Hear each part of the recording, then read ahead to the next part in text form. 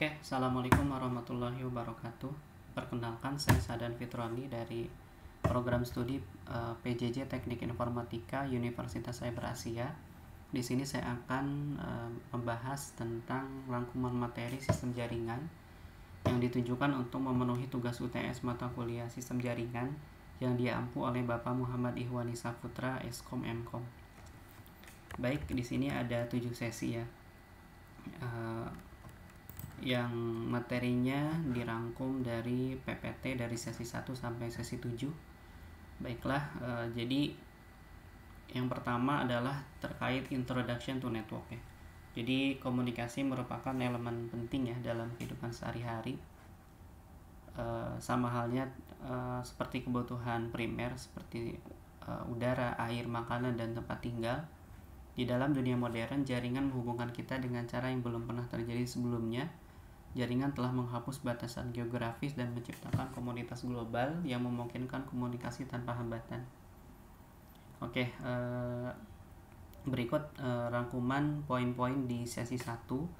Pertama ada network komponen ya, yang terdiri dari host roles, peer-to-peer, kemudian ada end device, intermediary device, kemudian ada network media,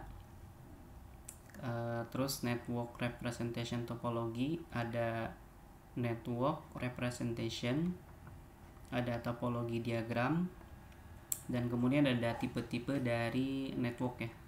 Ada LAN, infrastruktur jaringan yang mencakup area geografis kecil.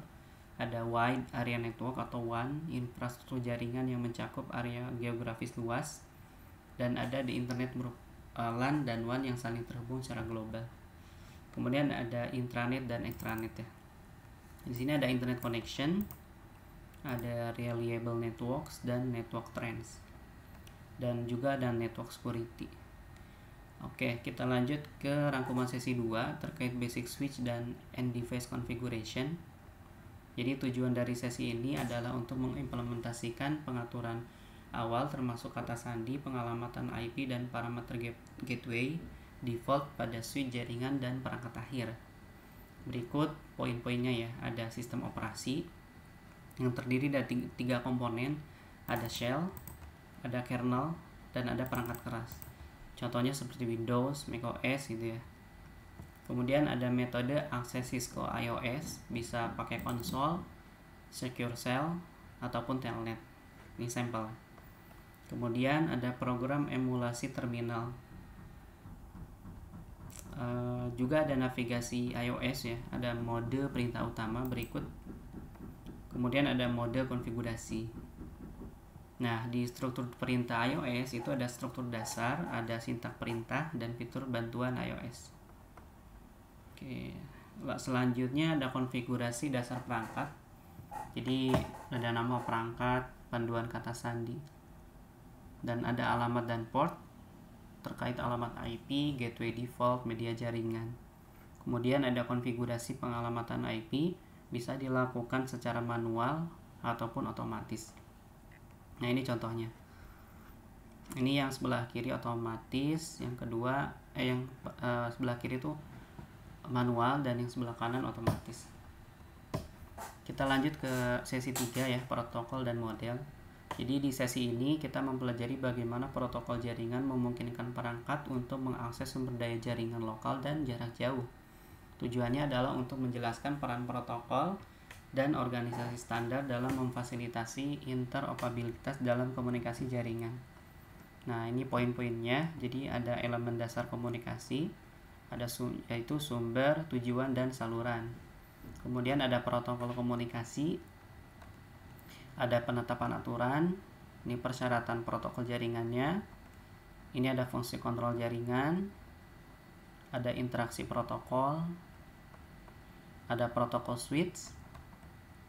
Nah, ini juga ada organisasi standar ya, yang memainkan peran penting dalam pengembangan dan promosi standar komunikasi jaringan yang terbuka. Ini beberapa organisasi standar utamanya ya, ada ISOC, IETF, IEEE, dan lain-lain. Oke, kita lanjut ke rangkuman sesi 4 terkait layer fisik atau physical layer. Jadi physical layer itu merupakan lapisan terbawah dari OSI. Lapisan ini bertanggung jawab terhadap masalah pemindahan data dari hardware satu ke hardware lain. Lapisan ini mendefinisikan tentang media penghantar, jenis konektor, serta aturan pensinyalan. Beberapa media yang dipakai di jaringan yaitu tembaga, koaksial, twisted pair, fiber optik, dan wireless. Nah, ini berikut poin-poinnya. Ada tujuan layar fisik, karakteristik layar fisik, ada bandwidth, pengkabelan tembaga, pengkabelan fiber optik, media nirkabel. Oh iya, sampai sana ya. Oke, selanjutnya kita bahas terkait rangkuman sesi 5 ya. Merancang pengalamatan jaringan. Jadi materi ini bertujuan untuk membentuk kompetensi dalam merancang pengalamatan jaringan komputer sehingga jaringan dapat berfungsi dengan baik. Fokus utamanya adalah pada IP4 dan subnetting. Berikut poin-poinnya ya. Ada IP address P4, network portion, logika N, prefix length, tipe IP address, penerapan IP address P4. Kemudian ada subnetting, itu teknik untuk membagi jaringan IP menjadi jaringan yang lebih kecil yang disebut subnet. Hal ini dilakukan dengan cara membagi net mask IP address menjadi dua bagian, yaitu subnet mask dan network ID. Oke, berikutnya sesi 6, konfigurasi switch pada jaringan. Berikut unsur-unsur pembentuk jaringan ya, ada device, medium, message, dan rules. Kemudian ini beberapa saluran atau tempat informasi pesan data dalam melakukan perpindahan, bisa berupa chopper, fiber optik, dan wirelessnya. Di sini ada konsep dasar Ethernet, hub and switch. Kemudian bagaimana menghubungkan komputer dengan switch, ada dan pengujian switchnya. Oke. Dan sesi terakhir terkait konfigurasi jaringan nirkabel ya, atau wireless. Jadi berikut poin-poin rangkumannya. Jadi jaringan nirkabel itu bidang disiplin yang berkaitan dengan komunikasi antar sistem komputer tanpa menggunakan kabel ya.